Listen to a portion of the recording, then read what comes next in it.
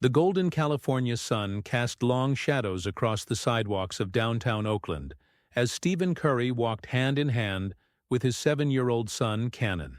The afternoon breeze carried the familiar sounds of the city, distant traffic, street musicians, and the gentle hum of conversations from nearby cafes. Aisha had suggested they take a walk after lunch, wanting Cannon to experience the neighborhood where his father had become a legend. "Dad, look at that building!" Cannon pointed excitedly at the towering glass structure that housed the Warriors' practice facility. His small hand tugged at Stephen's sleeve, his eyes wide with wonder at the familiar sight that never lost its magic for him. Stephen smiled, his heart warming at his son's enthusiasm. "That's where Daddy works, remember? Where we practice every day." He squeezed Cannon's hand gently, savoring these precious moments away from the basketball court and media attention. As they continued their leisurely stroll, the urban landscape began to shift. The polished storefronts gave way to older buildings, and the carefully maintained sidewalks showed more wear. Stephen noticed the change but continued walking, pointing out interesting architectural details to Cannon, who absorbed every word with the intense curiosity that only children possess. That's when they saw them. A small group of people huddled together near the entrance of an abandoned storefront. Makeshift shelters constructed from cardboard and worn blankets created a temporary community on the concrete.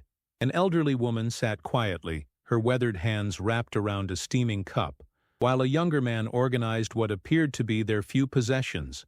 Cannon's steps slowed, his bright eyes taking in the scene with the unfiltered observation that comes naturally to children. He had never seen anything quite like this before. People living outside, making homes from materials he'd only seen in recycling bins. His sheltered world of basketball courts, comfortable beds, and family dinners suddenly felt very different from what lay before him. Stephen felt his son's grip tighten on his hand, and he could sense the questions forming in the young boy's mind. The contrast between their comfortable life and the stark reality before them was impossible to ignore. This was one of those moments every parent dreads and anticipates, when innocence meets the world's harsh realities, and simple answers no longer suffice. "Dad," Cannon said softly, his voice carrying a mixture of confusion and genuine concern. "Why are those people living outside? Don't they have homes?" The question hung in the air like morning fog, heavy with implications that Stephen knew would require more than a simple response.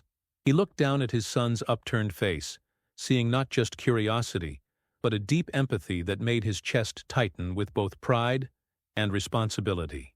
Stephen felt time slow as Cannon's question echoed in his mind. Around them, the city continued its rhythm, cars passing, people walking with purpose, the distant sound of construction. But in this moment, father and son existed in their own bubble of profound conversation. He gently guided Cannon to a nearby bench, its metal surface warm from the afternoon sun. The homeless individuals were still visible from where they sat, close enough to maintain the context of their discussion, but far enough to speak privately. Stephen's mind raced through possible explanations, weighing how to be honest without overwhelming his young son. "That's a really good question, buddy," Stephen began, his voice soft but steady. He had learned from years of press conferences that the most important conversations often started with acknowledging the difficulty of the question itself. "Sometimes life gets really hard for people, and they lose their homes." Cannon's brow furrowed in concentration, his small hands fidgeting with the hem of his Warriors jersey. "But why don't they just get new homes? Like when we move to our new house?" The innocence of the question struck Stephen deeply. In Cannon's world, problems had solutions, and adults fixed things that were broken. How could he explain the complex web of circumstances that led to homelessness without shattering that beautiful simplicity? "Well, you know how sometimes you have a really hard math problem, and even when you try your best, you can't solve it right away?" Stephen asked, drawing on an experience Cannon could understand. "Sometimes adults have problems that are even harder than that. They might lose their jobs or get sick, or something sad happens in their family." Cannon nodded slowly, his young mind processing this new information. "Like when Grandma was sick and couldn't work?" Exactly like that, Stephen said, impressed by his son's ability to make connections. But imagine if Grandma didn't have our family to help her. What if she was all alone? The weight of that possibility settled over Cannon's features. Stephen watched as empathy bloomed in his son's eyes, that beautiful, painful moment when a child first truly understands that not everyone has the same advantages they do. That would be really scary, Cannon whispered, his voice small but filled with genuine emotion.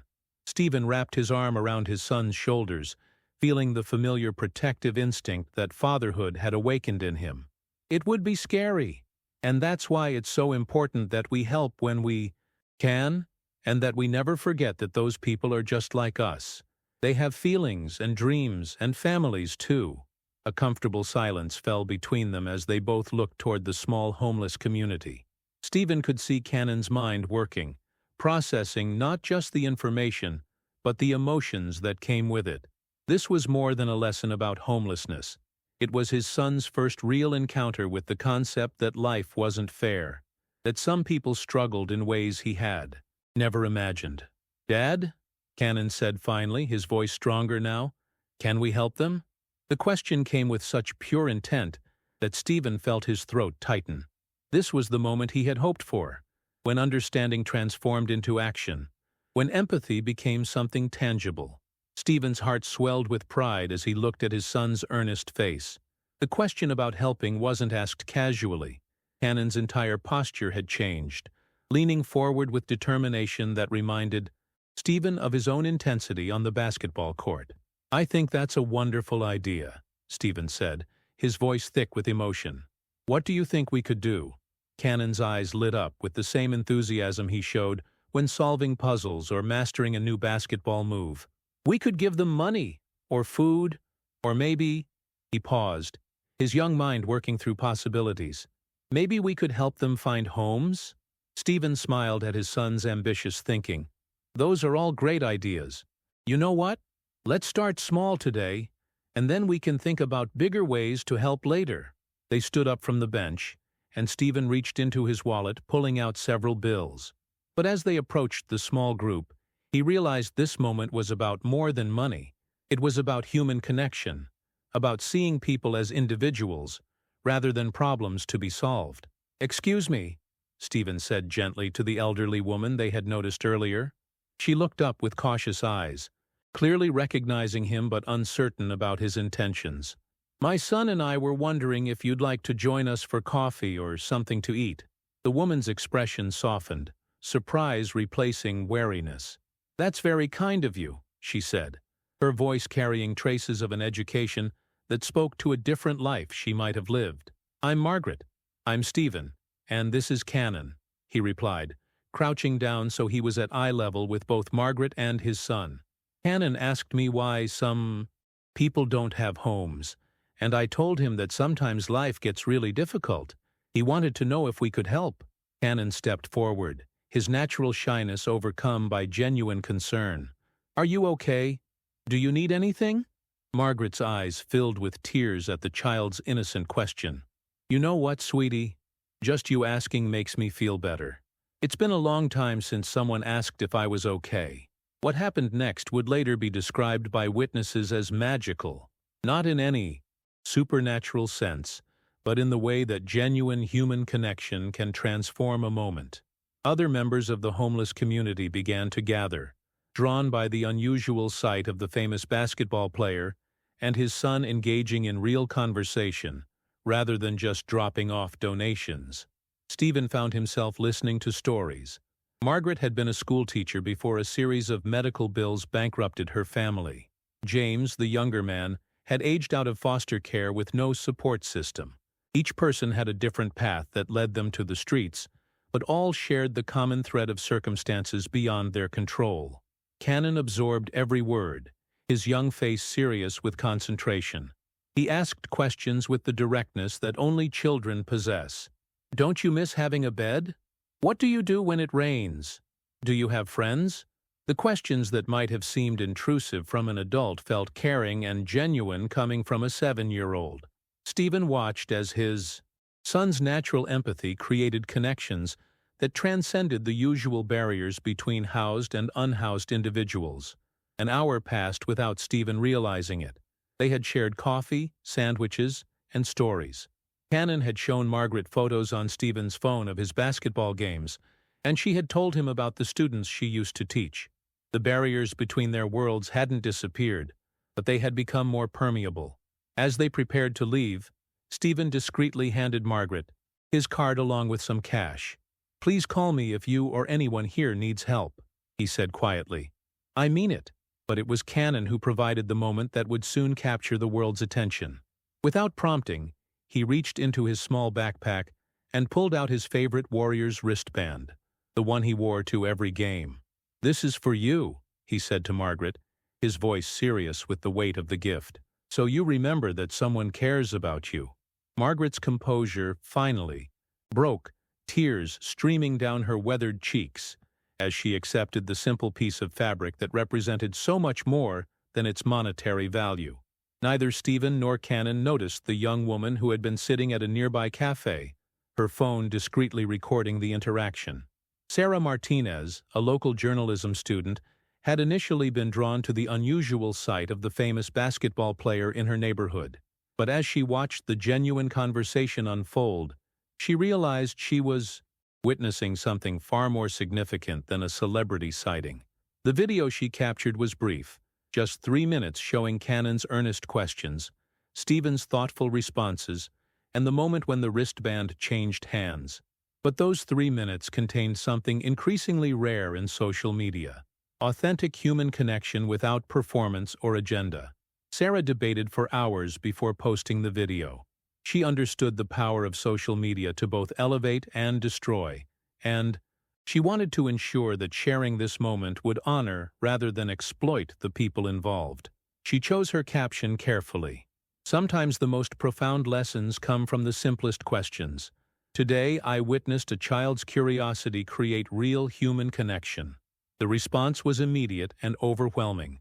Within hours, the video had been shared thousands of times. Comments poured in from people sharing their own experiences with homelessness, their encounters with judgment and kindness, and their admiration for a father who used his son's question as a teaching moment rather than a distraction to avoid. Stephen first learned about the video when his phone began buzzing incessantly during dinner. Aisha showed him the notifications flooding his social media accounts, her expression a mixture of surprise and concern. "Dad, are we in trouble?" Cannon asked, noticing his parents' serious expressions. "No, buddy," Stephen said, pulling his son close. "It looks like people saw us helping our new friends today, and they want to help too." The video's impact extended far beyond viral fame. Margaret called Stephen the next day, her voice shaking with emotion. "I don't know what happened," she said, "but people have been coming by all morning with food, blankets, and job offers. Someone even offered me a place to stay while I get back on my feet." Similar stories emerged from across the country. The video had sparked conversations in homes, schools, and communities about homelessness, empathy, and the power of simple human kindness. Child psychologists praised Cannon's natural response, while social workers noted how the interaction demonstrated the importance of treating homeless individuals as people rather than problems. But perhaps the most significant impact was on the Curry family itself. That evening, as Stephen tucked Cannon into bed, his son asked, "Dad, can we visit Margaret again soon?" "Of course we can," Stephen replied. "In fact, I think we should make it a regular thing. Maybe we can even organize something bigger to help more people." Cannon's face lit up with excitement. "Like a basketball game to raise money?" "That's a great idea," Stephen said, marveling at his son's continued empathy and creativity. "We could do lots of things." As he turned off the lights and closed Cannon's door, Stephen reflected on the day's events. A simple walk had become a viral moment, but more importantly, it had become a catalyst for genuine change. His son's innocent question had opened doors to conversations that might never have happened otherwise. The video continued to circulate for weeks, spawning countless discussions about homelessness, privilege, and responsibility. But for Stephen, the real victory wasn't in the social media metrics or the positive press coverage. It was in the knowledge that his son had learned one of life's most important lessons, that everyone deserves dignity, kindness, and the simple recognition of their humanity. Margaret eventually found stable housing and returned to teaching, but she kept Cannon's wristband as a reminder of the day when a child's question changed not just her circumstances, but her faith in the fundamental goodness of people. The ripple effects of that single moment of connection continued to spread, proving that sometimes the most powerful changes begin with the simplest questions asked by the most innocent hearts.